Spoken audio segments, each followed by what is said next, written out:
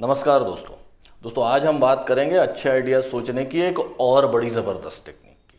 आज हम बात करेंगे आर्ट और साइंस को मिक्स करने की। देखेंगे कि कैसे ये बड़ा पावरफुल हो सकता है और कैसे हम इस टेक्निक को अपनी रियल लाइफ में यूज़ कर सकते हैं। अगर आपने अब तक सब्सक्राइब नहीं किया है तो सब्सक्राइब करिए और इस बेल आइकॉन को दबाइए। दोस्तों तो बात हुई आर्ट और साइंस को मिक्स करने।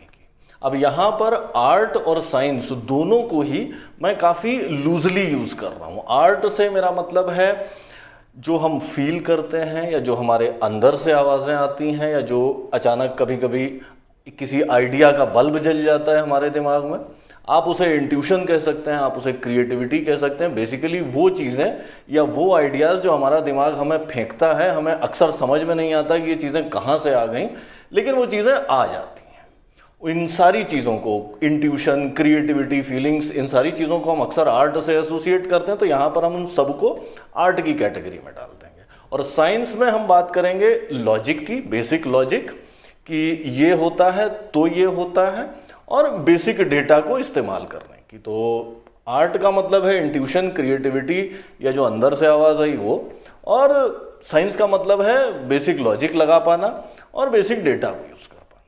सवाल ये कि आर्ट और साइंस का ये जो मिक्स होता है ये ज़बरदस्त आइडियाज़ देने में इतना यूज़फुल क्यों होता है। दोस्तों साइंस की बड़ी बड़ी खोजों में आर्ट के इन एलिमेंट्स का, इंट्यूशन का, क्रिएटिविटी का या अंदर से आने वाली आवाज़ों का, ड्रीम्स का, इन सारी चीज़ों का बड़ा रोल रहा है। और इस तरह के कई किस्से मशहूर हैं। एक बड़ा फेमस किस्सा सुनाता हूँ मैं आपको। 1860 के आसपास एक जर्मन साइंटिस्ट केकुले एक अजीब से कार्बन के कंपाउंड पे काम कर रहे थे। और इस कार्बन के कंपाउंड में क्या था कि 6 कार्बन के एटम थे और 6 हाइड्रोजन के एटम थे। अब जो हाइड्रोजन है उसकी वैलेंसी 1 है, कार्बन की वैलेंसी 4 है। तो अब उनको ये नहीं समझ में आ रहा था कि ये जो टोटल 12 एटम्स हैं, 6 कार्बन के और 6 हाइड्रोजन के, ये आपस में जुड़े कैसे हैं, कैसे जोड़ा जाए इनको कि हाइड्रोजन की 1 वैलेंसी भी सेटिस्फाइड हो, कार्बन की 4 वैलेंसीज सेटिस्फाइड हो, 6 के 6 हाइड्रोजन और 6 के 6 कार्बन के एटम्स आपस में जुड़ जाएं। आप कॉपी पेंसिल निकाल करके देखिए, आप लीनियरली इनको जोड़ ही नहीं पाएंगे।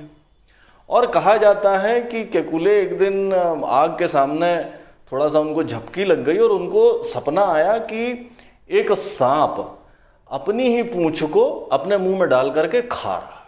आप इमेजिन करें कि सांप जो है वो अपनी ही पूंछ को खा रहा है, तो वो एक सर्कल बन जाएगा। और उससे केकुले को आइडिया आया कि यार ये कार्बन के एटम्स को मैं एक सर्कल में जोड़ देता हूँ। तो वहाँ से बेंजीन रिंग, जो ऑर्गेनिक केमिस्ट्री का बड़ा फेमस या फंडामेंटल कॉन्सेप्ट है बेंजीन रिंग, वहाँ से उसका आइडिया बताते हैं कि आया। दोस्तों इस कहानी के बहुत सारे वर्जन्स हैं और कई बार आप एक आध जगह ऐसा भी लिखा देखेंगे कि शायद ऐसा कुछ हुआ ही नहीं। अब हुआ हो या ना हुआ हो, चाहे इसका कोई और वर्जन सच हो, बहरहाल जो मेन पॉइंट है वो काफ़ी क्लियर है कि कई बार एक अनजानी सी प्रेरणा या एक अचानक स्ट्रोक ऑफ जीनियस जिसे कहते हैं, या एक अचानक ब्रिलियंट आइडिया आ गया या कुछ इंट्यूशन आ गया, कुछ हो गया, और आप जिस प्रॉब्लम को सॉल्व करने के लिए लगे हुए थे उस प्रॉब्लम का आपको बड़ा अच्छा सोल्यूशन मिल गया, या जिस चीज़ के बारे में आप एक अच्छा आइडिया सोचने की कोशिश कर रहे थे वो आपको मिल गया। इस तरह के एक्सपीरियंसेस तो हम लोगों की डेली लाइफ में भी आपको, बहुत सारे लोगों को हुए होंगे। अब सवाल ये कि ऐसा होता क्यों है। देखिए दिमाग के बारे में हम आज भी बहुत कम जानते हैं। मोटे तौर पर हम इतना जानते हैं कि हमारा जो कॉन्शियस थॉट होता है वो हमारे दिमाग का एक बड़ा छोटा सा हिस्सा होता है, और बहुत सारा हिस्सा हमारा सबकॉन्शियस या अनकॉन्शियस होता है, जो कि बहुत सारे काम करता है। हमारे पूरे शरीर को तो हमारा सबकॉन्शियस या अनकॉन्शियस ही चला रहा होता है। और जो ये अनजानी सी प्रेरणाएं आती हैं या जो स्ट्रोक ऑफ जीनियस या ब्रिलियंट आइडिया आता है, ये सारे के सारे भी सबकॉन्शियस से या अनकॉन्शियस से आ रहे होते हैं। तो हम इस चीज़ को बहुत अच्छे से समझते नहीं हैं कि ये आइडियाज़ कैसे आते हैं और कहाँ से आते हैं और किस चीज़ से ट्रिगर होते हैं। लेकिन किसी चीज़ को न समझ पाना इस चीज़ में बाधा नहीं होता कि हम उसको इस्तेमाल कर पाएँ। आप ध्यान दीजिए, पहिए का इस्तेमाल इंसान करीब 10,000 साल से कर रहा है, लेकिन पहिया चलता कैसे है इसकी सही व्याख्या, इसकी सही खोज तो न्यूटन के आने के बाद ही हुई, करीब 500-600 साल पहले। उससे पहले तो हम ये नहीं जानते थे कि पहिया घूमता क्यों है या पहिया चलता क्यों है। लेकिन हम पहिए को इस्तेमाल करना जानते थे। हम कुम्हार के बर्तन बनाने से लेकर के युद्ध में काम आने वाले रथों तक और तमाम तरह की चीज़ें हम बना लेते थे। तो ये चीज़ कि हम अपने दिमाग को जानते नहीं हैं, ये इस चीज़ की एक्सक्यूज़ नहीं हो सकती कि हम उसको ढंग से इस्तेमाल ना कर पाएं। दोस्तों, अब सवाल ये कि हम इस सबकॉन्शियस को यूज़ कैसे करें। इस आर्ट और साइंस को मिक्स करने की जो बात है, इसका जो आइडिया है, इसको हम अपनी प्रॉब्लम्स को सॉल्व करने में या अपने लिए क्रिएटिव आइडियाज़ खोजने में कैसे यूज़ करें। इसका एक सिंपल मॉडल तो ये हो सकता है कि लॉजिक और डेटा यानी जो साइंस है उसको तो हम गेट कीपर की तरह यूज़ करें कि भाई जो आइडिया मेरा सबकॉन्शियस देगा, जो लॉजिक को कॉन्ट्रडिक्ट करते हैं या जो डेटा को कॉन्ट्रडिक्ट करते हैं, उन आइडियाज़ को तो मैं बाहर फेंक दूंगा। तो ये तो हमारा गेट कीपर की तरह काम कर रहा है, फिल्टर की तरह काम कर रहा है।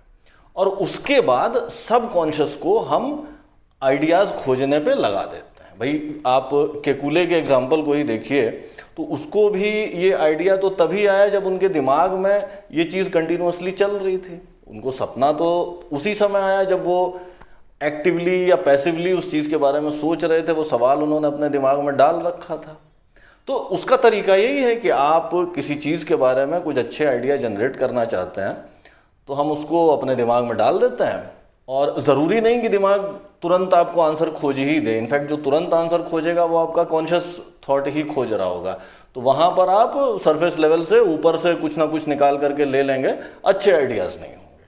लेकिन अगर वाकई अच्छे आइडियाज़ सोचने हैं तो वहाँ पर अगर आप उसे अपने दिमाग में डालकर छोड़ देते हैं, एक तरह से दिमाग के सर्च इंजन को कह देते हैं कि भैया जाओ और आंसर खोज के लाओ, और उसके बाद आप कुछ और काम करने लग जाते हैं। आप खाना खाते हैं, आप दोस्तों से बात करते हैं, बैक ऑफ द माइंड में वो चीज़ पड़ी हुई है, और कुछ समय के बाद अचानक आपको लगेगा कि यार ये आइडिया तो बड़ा ज़बरदस्त आ गया मेरे दिमाग में। और ऐसा आई एम प्रीटी श्योर कि आप में से बहुत सारे लोगों के साथ हुआ होगा कि आप किसी चीज़ के बारे में कंटिन्यूसली सोच रहे हैं, और जिस समय आप एक्टिवली सोच नहीं भी रहे होते, आप और कामों में बिजी हो जाते हैं, अचानक कहीं से कुछ ना कुछ आपके दिमाग में चमक जाता है। और जो आइडियाज़ आपके दिमाग का ये आर्ट वाला साइड आपको लाला करके दे रहा है, उन आइडियाज़ को आप अपने साइंस वाले साइड से चेक करवाइए। कहिए कि भैया कोई डेटा जो है एग्जिस्टिंग, उसको तो नहीं कॉन्ट्रडिक्ट कर रहा, या किसी लॉजिक को तो नहीं है कॉन्ट्रडिक्ट कर रहा, सिंपल बेसिक लॉजिक को। और जो आइडियाज़ ना डेटा को कॉन्ट्रडिक्ट कर रहे हैं ना लॉजिक को कॉन्ट्रडिक्ट कर रहे हैं, वो आइडियाज़ धीरे धीरे अच्छे आइडियाज़ होते चले जाएंगे। वहाँ पर भी आप ये देखिए कि हाँ भाई ये मॉडल है, इसके अलावा मैं और सोचता हूँ थोड़ा, और धीरे धीरे आप बड़े अच्छे आइडियाज़ पर पहुँच जाएंगे। अब आप कहेंगे कि मैंने तो साइंस पढ़ी ही नहीं, उसकी ज़रूरत ही नहीं है। आप बेसिक लॉजिक तो जानते हैं, आप इतना तो समझते हैं कि हाँ गरम तवे पे अगर आप हाथ लगाएंगे तो हाथ जलेगा, उतने ही लॉजिक की ज़रूरत है। और अगर आप ये कहते हैं कि मैंने आर्ट्स नहीं पढ़ी, तो आर्ट्स पढ़ने की भी ज़रूरत नहीं है। आप फील तो कर सकते हैं, आप कोई मूवी देखते हैं, आप कोई गाना देखते हैं, तो आपके मन में तरह तरह की फीलिंग्स आती ही हैं। कभी खुश होते हैं, कभी जोश में आ जाते हैं, कभी दुखी हो जाते हैं, कभी किसी चीज़ की या किसी व्यक्ति की याद आ जाती है। तो अगर आप फील कर पा रहे हैं तो आप आर्ट को समझ पा रहे हैं, और अगर आप बेसिक लॉजिक लगा पा रहे हैं तो आप साइंस को समझ पा रहे हैं। तो ये मेथड सबके लिए एप्लीकेबल है, चाहे आप आर्ट के स्टूडेंट रहे हो चाहे साइंस के स्टूडेंट रहे हो। और करना यही है कि दिमाग में उस सवाल को डाल देना है, और फिर अपने कामों में आप बिजी हो जाइए, और दिमाग का जो सबकॉन्शियस है वो ला करके आपको आइडियाज़ देगा। उन आइडियाज़ को आप चेक करिए कि बेसिक लॉजिक और बेसिक डेटा पे ये खरा उतर रहा है कि नहीं उतर रहा है। अगर ठीक है तो उसको फाइल करिए, अगर आपको लग रहा है कि हाँ ये बड़ा अच्छा जवाब मुझे मिल गया है तो ठीक है, नहीं तो अपने दिमाग से कहिए कि बेटा और खोज करके लाओ। दोस्तों, ये तो थी कहानी साइंस और आर्ट को मिक्स करने की, अच्छे और ज़बरदस्त आइडियाज़ सोचने के लिए। आज के एपिसोड में इतना ही। अगर आपको ये एपिसोड अच्छा लगा तो अपने दोस्तों के साथ शेयर करिए, लाइक और कमेंट करिए, और अगर आपने अब तक सब्सक्राइब नहीं किया है तो सब्सक्राइब करिए और इस बेल आइकॉन को दबाइए। जल्दी मिलते हैं एक नए एपिसोड के साथ, तब तक के लिए बाय बाय।